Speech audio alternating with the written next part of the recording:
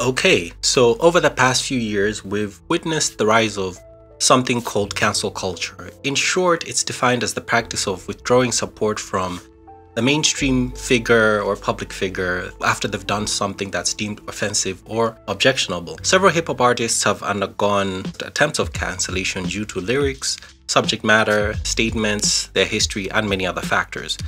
In 2021, probably the most notable hip-hop artist to have undergone that is DaBaby. The issue began at a show when he said things about the LGBT community and HIV/AIDS patients. As a result, he lost his record deal and was removed from various tour dates and festival dates. The desired effect is that it's supposed to affect his finances, his visibility, and his support from the general public. And in so doing, his controversial views are sort of pushed aside because people don't like him. So other rappers that have faced attempts of cancellation include Kanye West, Tyler the Creator, and 50 Cent, but those guys are still thriving. The problem with cancel culture is that there is no standard upon which decisions to cancel a person are made. Record labels and festivals, for instance, are just business entities that mostly only support whatever people support because they know it will make them money. And decisions to cancel an individual only arise once there is public backlash. In short, cancel culture relies on peer pressure. Contrast that, for instance, with Sharia law, which is used to govern Islamic countries. They use the written law in the Quran to determine the extent of an offense and its subsequent consequence.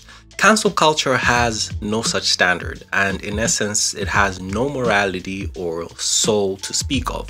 So how then does one decide who should be cancelled and who shouldn't? That's the dilemma. Now, have we not seen cases where two people commit the exact same offense, yet only one person is punished while the other is left scot-free? That happens very often in hip-hop and in pop culture in general. And then the other question is, how do you deal with morality in a culture where the people are mixed and there are different religions, different experiences in life, and so on and so forth? How do you handle such cases? I say all of this not because I believe that artists and public figures shouldn't be held responsible for their irresponsible actions, but if I decide to express my personal beliefs which are not in line with the beliefs of others, who's to say that I'm wrong when it comes to subjective matters such as morality? Everybody has their own version of morality. No two people believe exactly the same thing because no two people are the same. And that applies to the art industry as well.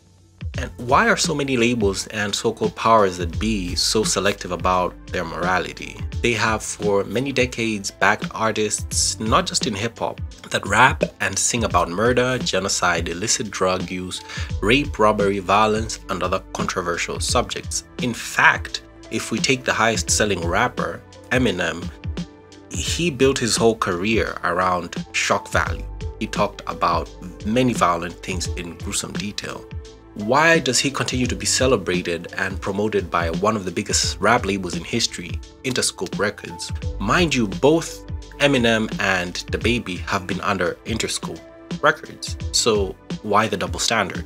Anyway, these questions are worth being asked because hip-hop has always been a genre where people can express what they wish and in whatever form they wish to do it. And if you don't like what someone is saying, you can simply choose not to listen to them. So why are they trying to impose this false morality on people? My issue is, why are we pushing this false morality on people?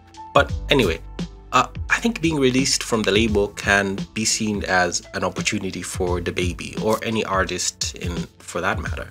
The independent music scene is thriving more than ever due to the ease of creating, distributing, and getting paid for music these days. It's so easy to get started as an artist. So cancel culture, while it can be powerful, is not the end of the road. If anything, it's just a reminder that anything that you say can and will be used against you in the court of public opinion. That's it for this one. Please subscribe and like the video if you enjoyed the content. Thanks for watching, and I'll see you in the next one.